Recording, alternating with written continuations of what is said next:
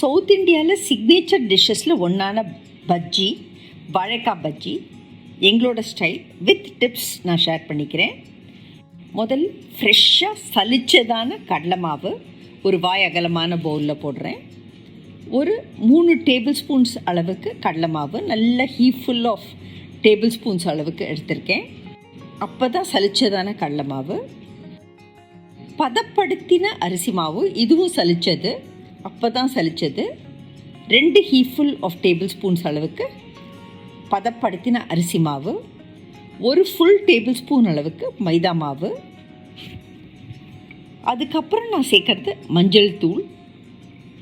எங்கள் வீட்டில் artificial colour சேர்க்குற பழக்கம் இல்லை, இருந்தாலும் பஜ்ஜிக்கு நல்ல கலர் வரணும் அப்படிங்கிறதுக்காக நான் சேர்க்க போகிறது காஷ்மீரி சிவப்பு மிளகாய் தூள். இது ரொம்ப காரமாக இருக்காது, ஆனால் ஒரு நல்ல. அதுக்கப்புறம் நான் சேர்க்க போகிறது எங்கள் வீட்டில் டெஃபினட்டாக நாங்கள் சேர்க்கறதான ஒரு இன்க்ரீடியன்ட். இது சீரகத்தூள், வறுத்து அரைத்த சீரகத்தூள். இது செரிமானத்தன்மைக்கு உதவுறதோட மாத்திரம் இல்லை, ஒரு நல்ல ஃப்ளேவரையும் நம்ம பஜ்ஜிக்கு கொடுக்கும். அதுக்கப்புறம் ஒரு ஜென்ரஸ் டேஷ் ஆஃப் பெருங்காயத்தூள். இது ஒரு நல்ல வாசனையையும் கொடுக்கும், அட் த சேம் டைம் செரிமானத்துக்கும் உதவும். அதுக்கப்புறம் நான் சேர்க்க போகிறது ஜஸ்ட் ஒரு பிஞ்ச் ஆஃப் பேக்கிங் சோடா. இது அப்படியே நம்மளுக்கு அந்த பஜ்ஜியோட டெக்ஸ்டர் ரொம்ப நல்லா வரும், அதனால பேக்கிங் சோடா சேர்க்குறேன். அண்ட் இந்த பஜ்ஜிக்கு தேவையான அளவு உப்பு. இது எல்லாத்தையும் சேர்த்துட்டு நல்லா நம்ம கையால் கலந்து விடணும். நம்ம தண்ணி சேர்த்து இதை பஜ்ஜி மாவு பதத்துக்கு நல்லா கலக்கிறதுக்கு முன்னாடி இந்த எல்லா இன்க்ரீடியன்ஸுமே நல்லா கலந்து விடணும். பிகினர்ஸ்க்காக இந்த டிப்பை நான் ஷேர் பண்ணுறேன்.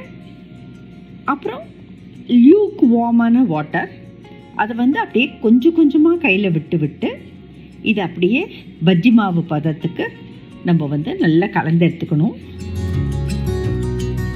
தேவைப்படுற அளவை கொஞ்சம் கொஞ்சமாக நம்ம கையில் ஊற்றி ஊற்றி அதை அப்படியே கலந்து விடணும்.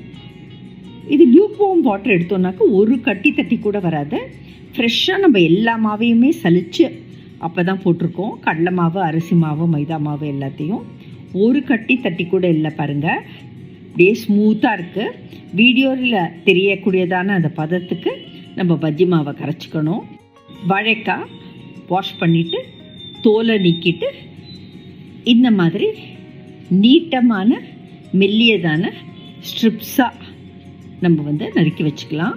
இதுதான் சவுத் இந்தியாவில் ஜென்ரலாக வாழைக்காய் பஜ்ஜிக்கு யூஸ் பண்ணக்கூடியதான ஷேப். ஸோ பாருங்கள், நல்ல அந்த ஒரு ஸ்ட்ரிப்பை எடுத்து 2 சைடும் நல்ல பஜ்ஜி மாவு கோட் பண்ணி அதை அப்படியே ஒரு வாணலியில் நல்ல சூடாக்கப்பட்ட எண்ணெயில் போட்டு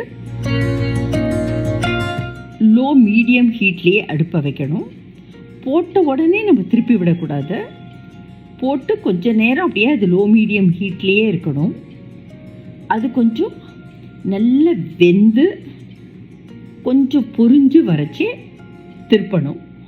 இந்த டிப்பும் பிகினர்ஸ்க்காக. ஸோ 2 சைடும் அப்படியே கோல்டன் ப்ரௌன் ஆகிற வரைக்கும் லோ மீடியம் ஹீட்லேயே நம்ம ஹீட்டை அட்ஜஸ்ட் பண்ணி வச்சு 2 சைடும் இந்த மாதிரி கோல்டன் ப்ரௌன் ஆகிற வரைக்கும் திருப்பி எடுத்தோம்னாக்க கிறிஸ்பியாகவும் இருக்கும், அட் த சேம் டைம் சாஃப்டாகவும் இருக்கும். உள்ளே இருக்கிற வாழைக்காய் சூப்பர்பாக வெந்திருக்கும். நம்மளோட சவுத் இண்டியன் சிக்னேச்சர் டிஷ்ஷில் ஒன்றான வாழைக்காய் பஜ்ஜி தயார்.